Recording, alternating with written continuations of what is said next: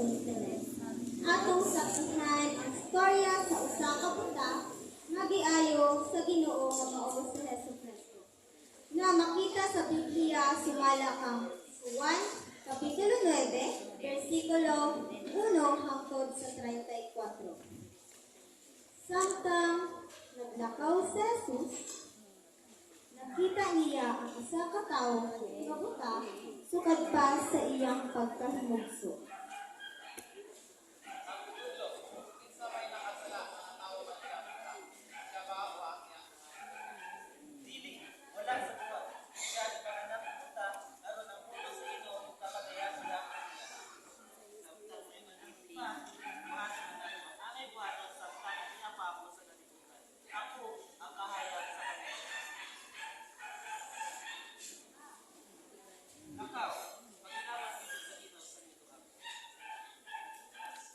Busa, nilakaw ang tawo o nagsinahos.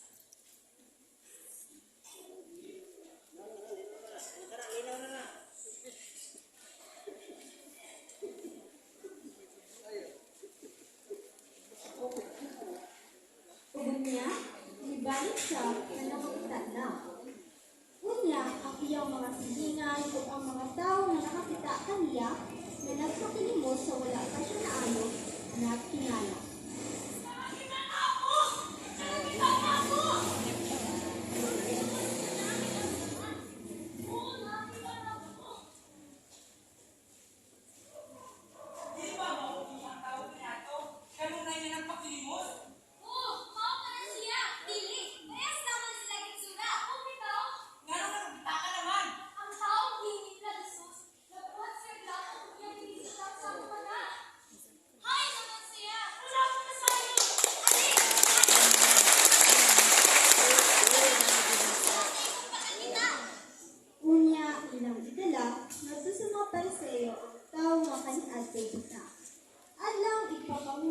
Sa paghimo na Jesus o Giapo, usap pagbuka niya sa mga mata sa buta.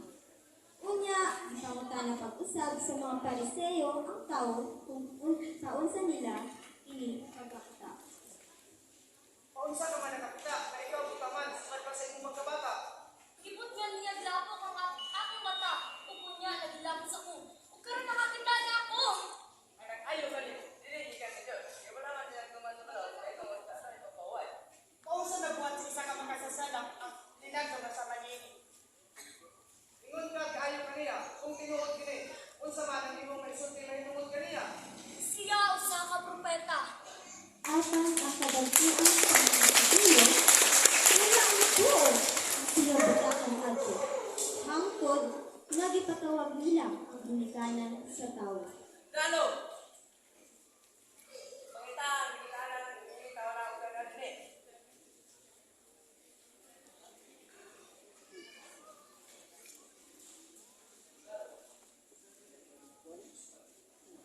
Ikaw ba ang inahan sa babae ko ka? Oo, ako ang inahan. Alin? Kuya Fernando, ay ikaw ang matawag sa mga kasubuan.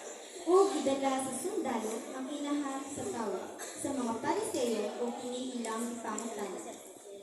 O pag-abot sa inahan sa atubangan sa mga Pariseo, ila dayon kini ipangutan. Oo, ako siyang anak. Apan wala akong mahibalo. Isang nag-ayaw kaniya. Pangutana lang siya kung tubag siya tingin. Gisulti kini sa iyang ginikanan tungod pinahadlok siya sa mga kadagkuan sa mga Hudeo.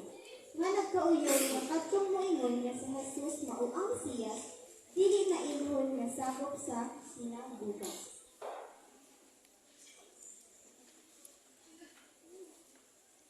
Isulti ang matod! Isulti ang matod! Isulti ang matod! Isulti ang matod sa lapangan mo Diyos! Kay kami na sayo siya nang ayaw kanimo makasasala! Wala akong mapabalo! Kasasala ka siya! Dili! Alasayan ko lang at siya nag-ayaw ka na ako! Isultihan ko na ka mo! Ang panili ka mo mo! Put pa usap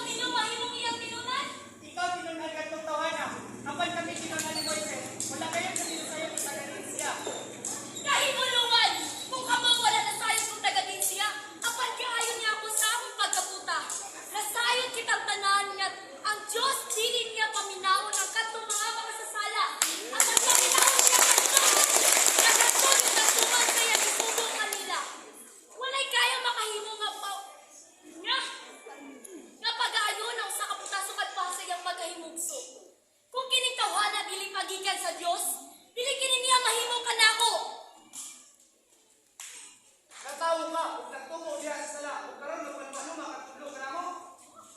Pagkatapos ni, gipapauli na sa mga Pariseo ang puta nga naulian tungod sa pag-ayos sa iya sa ginaingon niyang gikan sa Dios. Tuyok ang iyang mga bintanan.